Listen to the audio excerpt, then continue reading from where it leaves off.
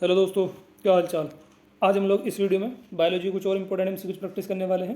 देखो, सबसे पहला अपना क्वेश्चन है, identified the different type of placentation.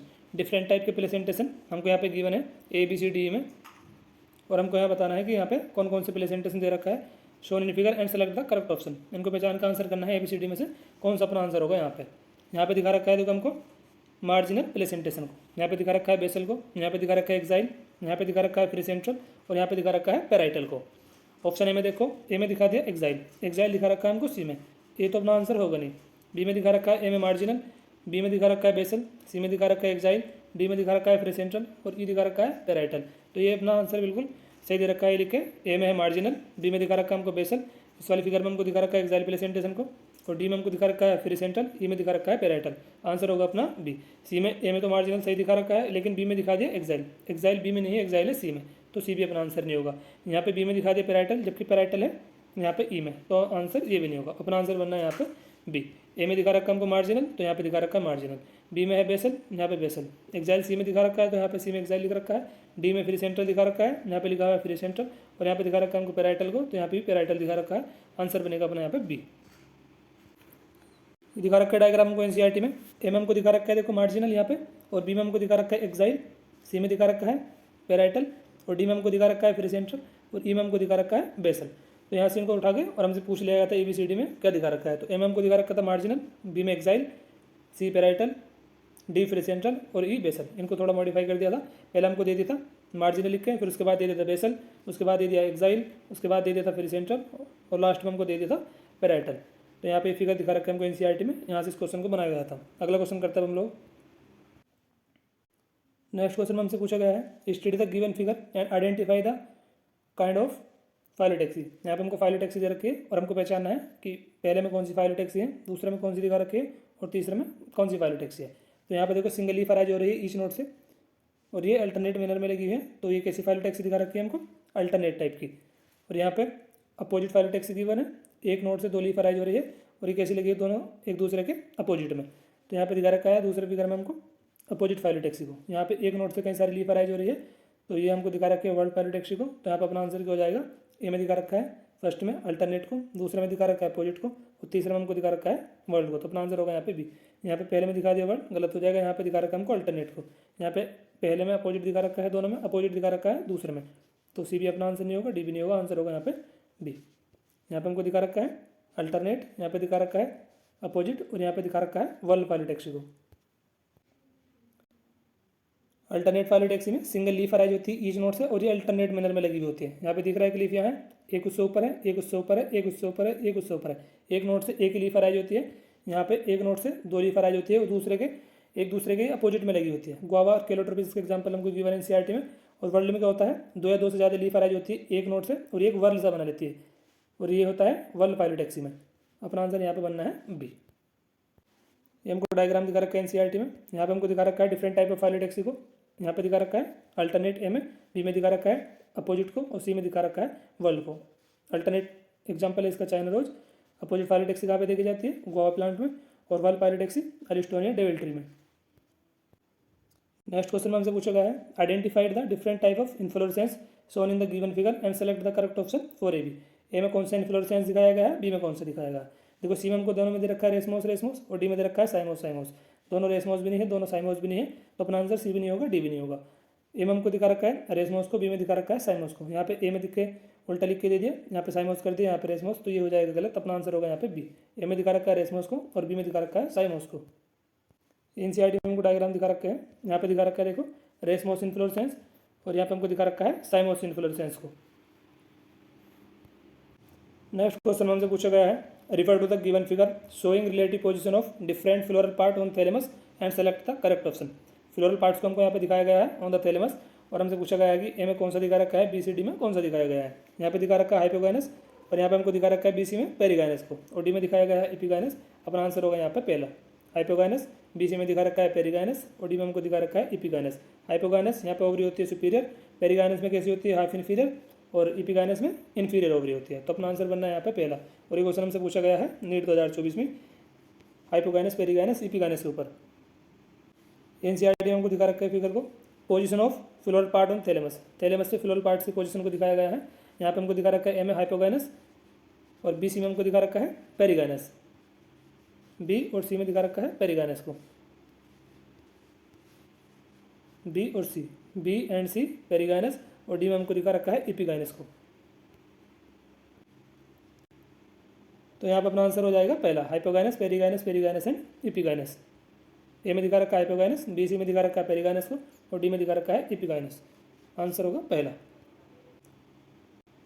Next question में हमसे पूछा गया है given figure representative drupe of mango. यहाँ पे हमको मैंगो को दिखाया गया है, select the option that correctly identify ABCD. उस ऑप्शन को हमको पहचानना है जो एबीसीडी को आइडेंटिफाई कर रहा हूँ। यहाँ पे दिखा रखा है ईपीकार्प को, बी में दिखा रखा है हमको मीजोकार्प को, सी में दिखा रखा है एंडोकार्प, और डी में दिखा रखा है सीड को। आंसर होगा यहाँ पे बी। ए में पेरिकार्प और यहाँ पे दिखा दिया बी में ईपीकार्प को, बी में दिखा रखा है मीजोकार्प, ये हो जाएगा गलत। यहाँ पे ए में दिखा रखा है ईपीकार्प, यहाँ मीजोकार्प लिख के दे दिया तो सी भी गलत हो जाएगा। ईपीकार्प मीजोकार्प सही है, सी में सीड दिखा रखा है डी में, तो ये भी गलत हो जाएगा डी भी। आंसर बनेगा यहाँ पे अपना बी।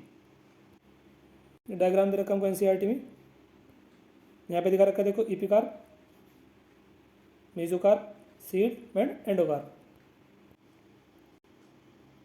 नेक्स्ट क्वेश्चन है identify the figure A B C. A B C figure को हमको पहचानना है और हमको बताना है कि कौन से में कौन सी मसल को दिखाया गया है। Showing different type of muscle and select the correct option. A में हमको दिखा रखा है स्ट्रेटेड मसल को, बी में हमको दिखा रखा है स्मूथ मसल को, और सी में हमको दिखा रखा है कार्डियक मसल। आंसर होगा यहाँ पर अपना सी। ए में स्मूथ मसल नहीं है, बी में स्मूथ मसल, ए में कार्डियक मसल भी नहीं है, ये भी गलत हो जाएगा।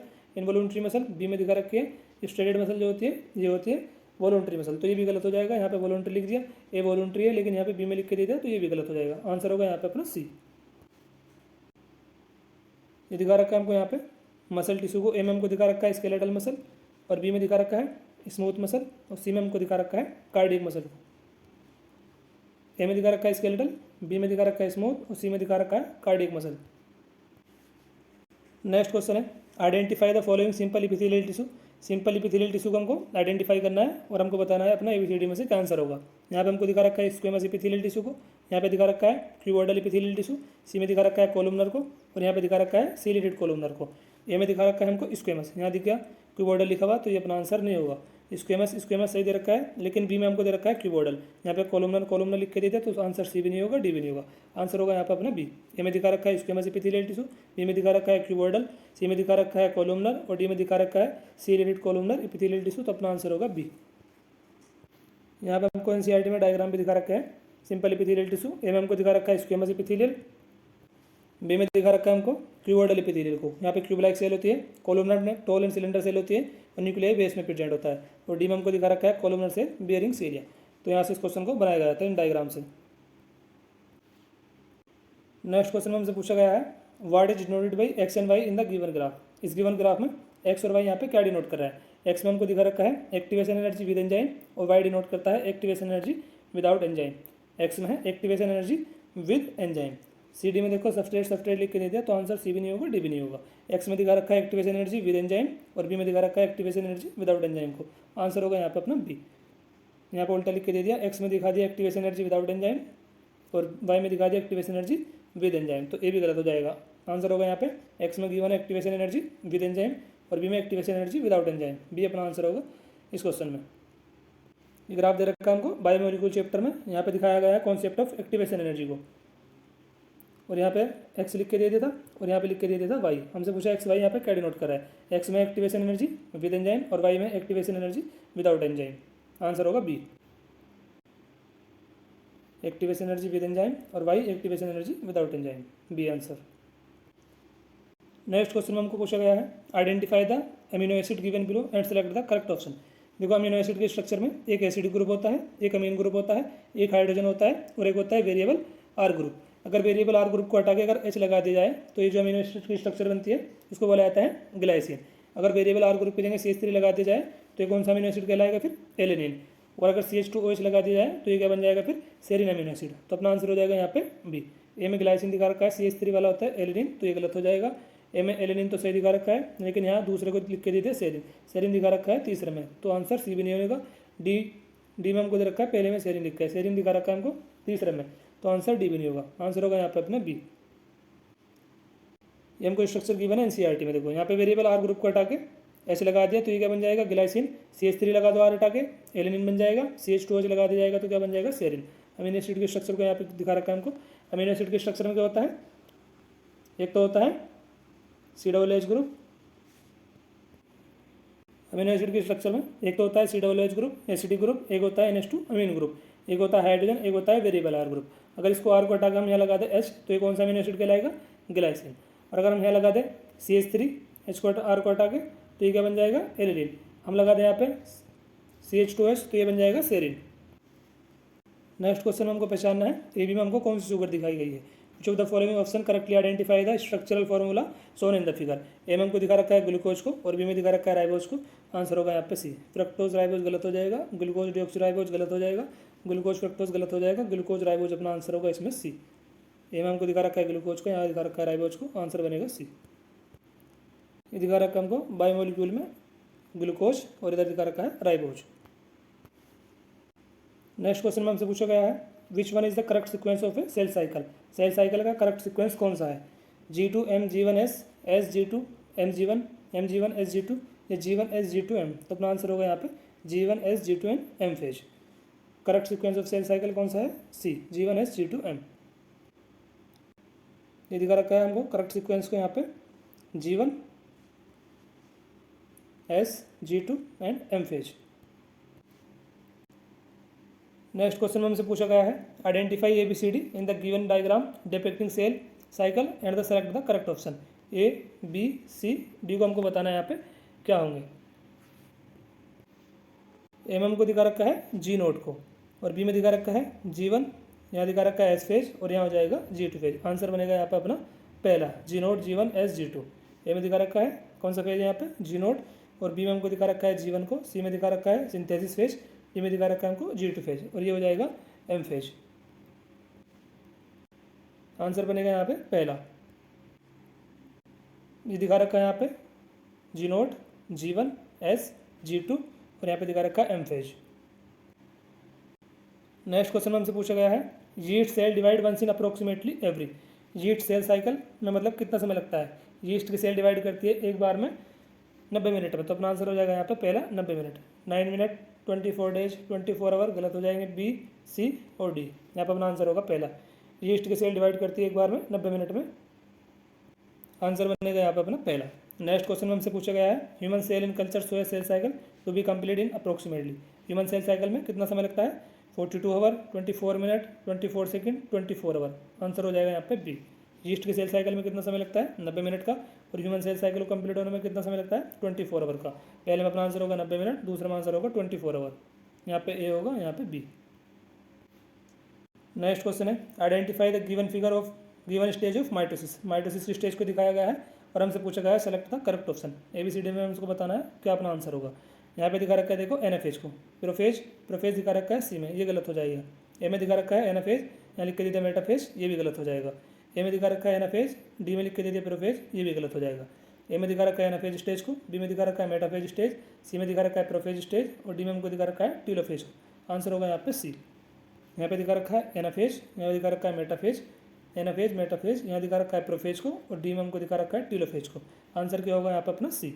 यहाँ पे ए में लिख के दे दिया प्रोफेज दिखा रखा है सी में, ये गलत हो जाएंगे। ए में मेटाफेज नहीं है, बी में मेटाफेज है। यहाँ पे दिखा दिया डी में, ऑप्शन डी में, ए में प्रोफेज लिख के, प्रोफेज हमको दे रखा है सी में। अपना आंसर क्या बनेगा यहाँ पे, ए में दिखा रखा है NF, बी में मेटाफेज, सी में प्रोफेज, डी में टीलोफेज। आंसर होगा सी। नेक्स्ट क्वेश्चन में हमसे पूछा गया है in DNA molecule adenine thymine के बीच में कितना हाइड्रोजन बॉन्ड होता है, साइटोसिन गुआनोसिन के बीच में कितना हाइड्रोजन बॉन्ड होता है। एडेनिन थाइमिन के बीच में होता है 2 हाइड्रोजन बॉन्ड। यहाँ पे हमको दिखा रखा है एडेनिन थाइमिन के बीच में 2 हाइड्रोजन बॉन्ड, साइटोसिन गुआनोसिन के बीच में होता है 3। यहाँ पे दिखा रखा है साइटोसिन गुआनोसिन के बीच में 3। आंसर होगा पहला। एडेनिन गुआनोसिन के बीच में नहीं, एडेनिन थाइमिन के बीच में होता है 2। एडेसिन यूरेसिन के बीच में नहीं, एडेसिन यहाँ पे सिंगल दिखा दे तो ये भी अपना आंसर नहीं होगा। आंसर होगा यहाँ पे पहला। एडेनिन थाइमिन के बीच में 2 हाइड्रोजन बॉन्ड, गुआनोसिन साइटोसिन के बीच में 3। आंसर होगा पहला। एडेनिन थाइमिन के बीच में 2 हाइड्रोजन बॉन्ड होता है एंड गुआनोसिन एंड साइटोसिन के बीच में 3 हाइड्रोजन बॉन्ड प्रेजेंट होता है। नेक्स्ट क्वेश्चन में हमसे पूछा गया है microbes use to control butterfly caterpillar is. Butterfly caterpillar को कंट्रोल करने के लिए कौन से माइक्रोब्स का यूज किया जाता है। ऑप्शन में दे रखा है इकोलाई, साल्मोनेला टाइफी, बीटी मतलब कि बेसिलस तुरिंजिएंसिस, और डी में हमको दिखा रखा है बेसिलस सीरस। तो अपना आंसर क्या हो जाएगा यहाँ पे BT बेसिलस thuringiensis। ये लिखा हुआ है यहाँ पे बेसिलस thuringiensis बैक्टीरिया कंट्रोल करता है बटरफ्लाई कैटरपिलर को। आंसर क्या होगा यहाँ पे BT बेसिलस thuringiensis। इसको बेसिलस thuringiensis को शॉर्ट में क्या लिखा जाता है BT। बी का मतलब है बेसिलस और T thuringiensis। आंसर क्या होगा BT bacillus thuringiensis। Microbes use to control butterfly caterpillar is bacillus thuringiensis। Short में क्या लिखा जाता है इसको BT। नेक्स्ट क्वेश्चन हमसे पूछा गया है the plant of wheat are belong to. Wheat plant belong करता है फैमिली पोएसी को, बिल्कुल सही दे रखा है। ऑर्डर पोएलस को, ये भी सही दे रखा है। यहाँ पे लिख के दे दिया क्लास डाइकोटिलिडन। डाइकोटिलिडन नहीं आएगा, यहाँ पर आएगा मोनोकोटिलिडन। तो अपना आंसर क्या हो जाएगा बोथ 1 and 2। ये भी सही है फैमिली पोएसी। ऑर्डर है पोएलस वीट का, तो अपना आंसर क्या हो जाएगा बोथ 1 and 2। यहाँ पे लिख के दे दिया क्लास डाइकोटिलिडन। डाइकोटिलिडन नहीं होती है, मोनोकोटिलिडन होती है क्लास। तो फोर्थ हो जाएगा गलत। आंसर होगा अपना बोथ 1 and 2। वीट की फैमिली है पोएसी, ऑर्डर है पोएलस, इस वजह से अपना आंसर हो जाएगा बोथ 1 and 2। तीसरा ऑप्शन सही है यहाँ पे। ये हमको टेबल गिवन है, वीट की फैमिली है देखो पोएसी और ऑर्डर है पोएलस, क्लास है मोनोकोटिलिडन, लेकिन वहाँ पे लिख के दी थी हमको डाइकोटिलिडन। डाइकोटिलिडन क्लास है मैंगो की, हमको दे दिया था डाइकोटिलिडन लिख के, क्लास होती है इसकी मोनोकोटिलिडन। इस वजह से अपना आंसर क्या हो रहा है वहाँ पे बोथ 1 and 2। 3 आंसर है। फैमिली है पोएसी, ऑर्डर है पोएलस। इस टेबल से इस क्वेश्चन को बनाया गया था। हमसे पूछा गया था कि वीट की फैमिली कौन सी है, पोएसी है, ऑर्डर कौन सा है पोएल्स है, क्लास मोनोकोटिलिडन है ना कि dicotyledon. The plant of wheat are belong to family Poaceae, order Poales, class dicotyledon नहीं मोनोकोटिलिडन। अपना आंसर होगा बोथ 1 and 2 तीसरा। नेक्स्ट क्वेश्चन हमसे पूछा गया है pneumotaxic centre which can moderate the functioning of respiratory rhythm centre is present in. Pneumotaxic centre जो moderate करता है रेस्पिरेटरी रिदम सेंटर के फंक्शन को, ये कहाँ पे प्रेजेंट होता है, ब्रेन के कौन से रीजन में, हाइपोथैलेमस में, स्पाइनल कॉर्ड में, राइट सेरेब्रल हेमिस्फीयर में। तो अपना आंसर यहाँ पे क्या हो जाएगा कौन से region of brain. Pneumotaxic centre कहाँ पे प्रेजेंट होता है कौन से रीजन ऑफ ब्रेन में। ये लिखा यहाँ पे अनदर सेंटर प्रेजेंट इन कौन से region of the brain is called pneumotaxic centre. Pneumotaxic centre कहाँ पे प्रेजेंट होता है ब्रेन के कौन से रीजन में, जो मॉडरेट करता है functioning of the respiratory rhythm centre. तो हमसे पूछा गया था न्यूमोटॉक्सिक सेंटर कहाँ पे प्रेजेंट होता है, तो ये होता है कौन से रीजन ऑफ द ब्रेन में। Pneumotaxic centre which can the moderate the functioning of respiratory rhythm centre is present in कौन से region of brain, hypothalamus, spinal cord, right cerebral hemisphere. तीनों गलत हो जाएंगे। अपना आंसर हो जाएगा यहाँ पे पहला कौन से region of the brain. Next question में हमको बताना है the extinct human who live 1 lakh से 40,000 year ago in East and Central Asia.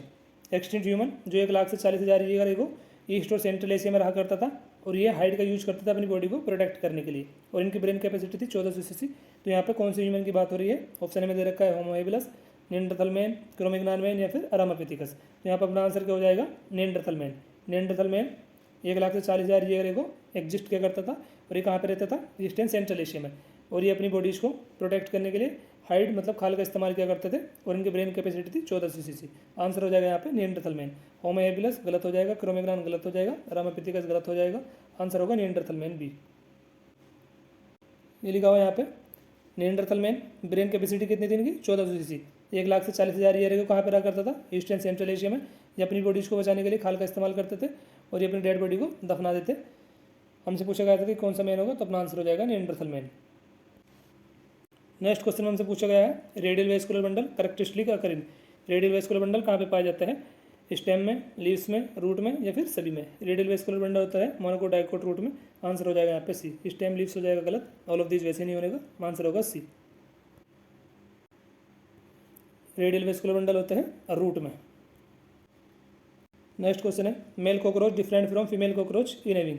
Mail cockroach female cockroach से डिफरेंट होता है, उसमें क्या प्रेजेंट होता है मेल कॉकरोच में जो फीमेल कॉकरोच में एब्सेंट है। ऑप्शन में दिखा रखा है एंटनी, लेब्रम, मैक्सिला या फिर एनल स्टाइल।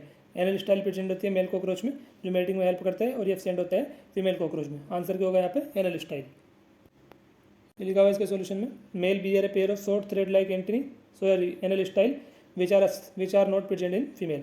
मेल में क्या होता है एनल स्टाइल जो फीमेल में नहीं पाए जाते, एब्सेंट होते हैं। Male bear a pair of short thread like anal style which are not present in female cockroach.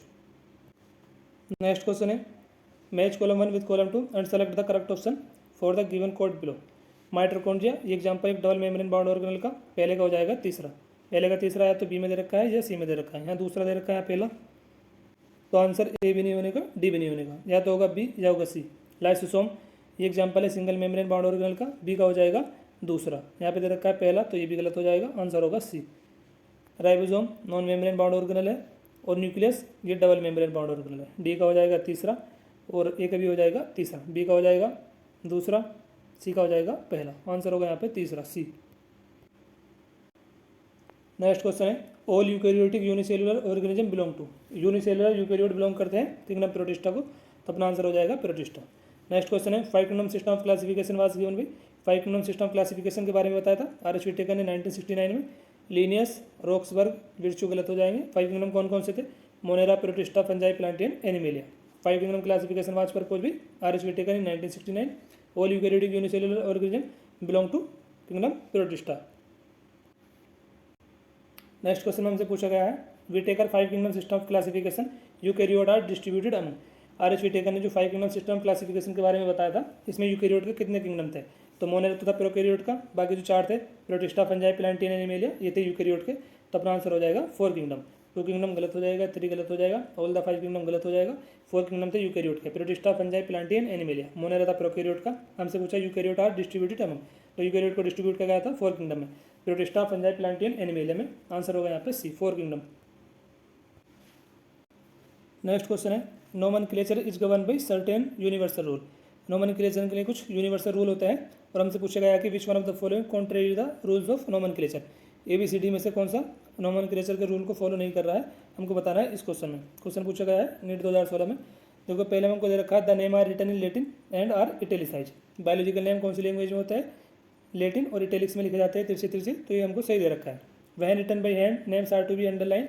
जब इनको हाथ से लिखा जाता है तो इनको अंडरलाइन कर दिया जाता है, तो बी भी सही दे रखा है। यहाँ पे हमको लिख के दे रखा है biological name can be written in any language. Any language नहीं आएगा, एनी की जगह आएगा Latin language. Biological name can be written in Latin language. हमसे पूछा था which one of the following is the contrary the rule of nomenclature. Nomenclature के rule को कौन फॉलो नहीं कर रहा है? तो सी नहीं कर रहा। अपना आंसर हो जाएगा यहाँ पे सी। यहाँ पे लिख के दे दिया biological name can be written in any language, any की जगह आएगा यहाँ पे लेटिन लैंग्वेज। और डी में हमको दे रखा है first word in biological name represent the genus और सेकंड करता है स्पेसिफिक एपिथेट को, तो ये बिल्कुल सही दे रखा है। एनसीईआरटी में हमको एग्जांपल दे रखा है मेंजिफेरा इंडिका का, तो मेंजिफेरा क्या रिप्रेजेंट करता है यहाँ पे? Genus. First word biological name में क्या रिप्रेजेंट करता है? जीनस। मेंजिफेरा जीनस हो जाएगा, इंडिका हो जाएगी स्पेसिफिक एपिथेट। सेकंड रिप्रेजेंट करता है स्पेसिफिक एपिथेट को। हमसे पूछा था कि कौन सा मतलब नोमेनक्लेचर के रूल को फॉलो नहीं कर रहा है, तो सी नहीं कर रहा है। अपना आंसर हो जाएगा सी।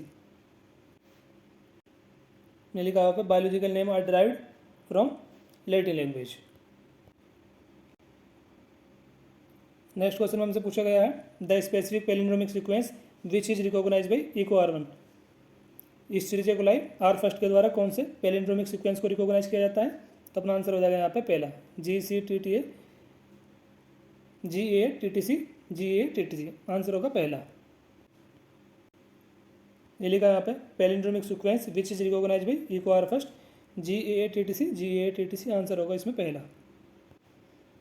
Specific palindromic sequence which is recognize by Eco R first GATTC और 5 days to 3 days इधर से भी है GATTC। आंसर क्या होगा? पहला।